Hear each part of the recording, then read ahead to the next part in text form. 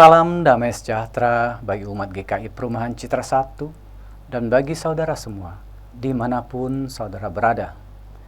Kiranya Tuhan senantiasa memberkati hidup kita bersama. Saya, Penatua Alfred Zakarias. Kali ini, saya akan membawakan renungan singkat bagi kita semua. Tema renungan kita hari ini adalah menghadapi Goliat dengan iman. Ayat pengantar diambil dari 1 Samuel 17 ayat 45.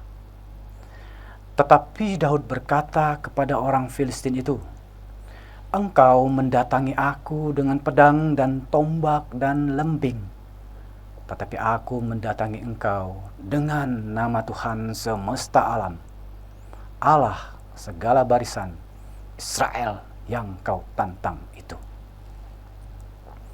Setiap orang pernah berdiri di lembah Tarbantin versi mereka sendiri. Bagi sebagian dari kita, lembah itu bernama penyakit yang tak kunjung sembuh, meski sudah berobat kemana-mana. Bagi yang lain, namanya adalah pergumulan keluarga yang sudah bertahun-tahun tak menemukan jalan keluar. Beban ekonomi yang menghimpit, atau persoalan pelayanan yang terasa berat untuk ditanggung sendiri. Goliat ini berdiri tegak di hadapan kita, besar, mengancam, dan tampak seakan-akan tidak terkalahkan. Ketika tentara Israel melihat Goliat, mereka hanya melihat besarnya tubuh dan tantangannya, lalu mundur dalam ketakutan. Namun, seorang gembala muda bernama Daud memandang dengan cara berbeda. Ia tidak mengukur Goliat dengan ukurannya sendiri, melainkan dengan kebesaran Tuhan yang ia kenal. Daud bukan prajurit berpengalaman, hanya gembala muda yang biasa menjaga kambing domba ayahnya. Namun, dari pengalaman sederhana itulah imannya dibentuk. Ia tahu bagaimana Tuhan menyertainya ketika singa dan beruang menyerang kawanannya. Dan keyakinan itu ia bawa ketika berdiri di hadapan raksasa Filistin. Tuhan yang menolongnya di masa lalu pasti menolongnya lagi sekarang. Yang membuat Daud berani bukan karena ia menganggap Goliat kecil. Goliat tetap besar dan nyata. Yang berbeda adalah sudut pandangnya. Ia percaya Tuhan Israel jauh lebih besar daripada Goliat yang paling perkasa sekalipun.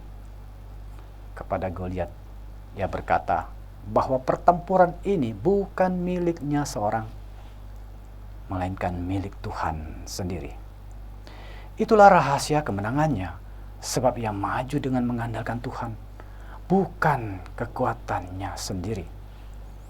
Tidak seperti dari kita sedang berjuang melawan Goliat yang nyata. Diagnosis yang berat, pengobatan yang panjang dan melelahkan, atau tubuh yang semakin lemah.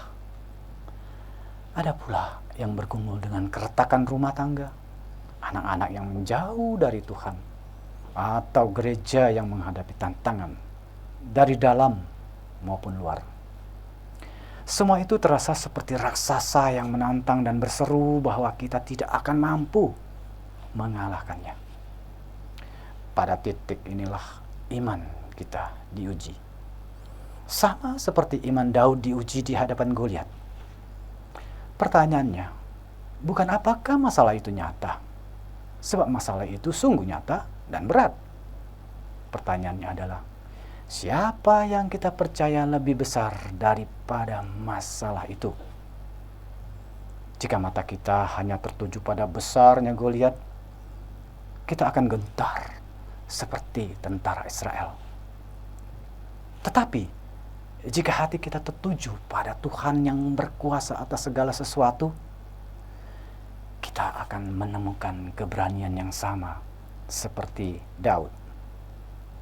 Umat yang terkasih, apapun Goliat yang sedang saudara hadapi saat ini, ingatlah bahwa Tuhan yang kita sembah tidak pernah berkurang kuasanya. Penyakit yang berat, keluarga yang bergumul, dan gereja yang menghadapi tantangan, semuanya tetap berada di bawah kuasa Tuhan yang sama, yang menyertai Daud ketika ia berdiri di hadapan raksasa Filistin. Jangan biarkan besarnya masalah membuat kita lupa akan lebih besarnya Tuhan yang kita percaya. Marilah kita seperti Daud, melangkah maju, bukan dengan mengandalkan kekuatan, kemampuan, atau jaminan kesembuhan dari diri sendiri, melainkan dengan iman bahwa pertempuran ini adalah milik Tuhan. Dengan iman seperti itulah 5 batu kecil di tangan Daud sanggup merobohkan raksasa yang ditakuti seluruh bangsa. Dan dengan iman yang sama, Goliat dalam hidup kita, keluarga, bahkan dalam gereja kita akan ditundukkan oleh tangan Tuhan yang penuh kuasa. Kiranya Tuhan selalu memberkati kita dengan kekuatannya, sehingga kita dimampukan untuk mengalahkan setiap Goliat yang datang dengan iman. Demikianlah renungan bagi kita semua. Kiranya melalui renungan ini kita diingatkan untuk terus menjadi pribadi-pribadi yang tekun dan setia melakukan kehendaknya. Sampai jumpa pada renungan singkat digital Majelis Jemaat berikutnya. Tuhan Yesus memberkati.